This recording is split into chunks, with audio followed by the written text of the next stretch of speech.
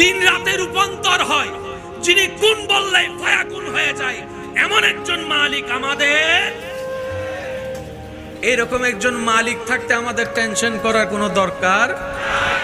আমাদের কাজ হচ্ছে যে ওনার হুকুমের অপেক্ষা করা। ওনার হুকুমের, সবাই বলেন না, ওনার হুকুমের। উনি যাই দিবেন সেটাই খুশি মনে আমরা আপন করে নিব। অধৈর্য অস্থির হব না। চিৎকার দিয়ে বলেন ইনশাআল্লাহ। আরো জোরে বলেন ইনশাআল্লাহ। মনে রাখবেন, ধৈর্য এমন একটা নিয়ামত যেটার ফল আসবেই।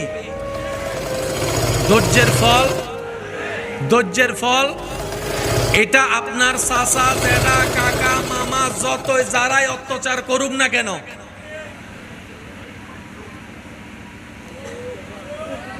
কথা বলেন না,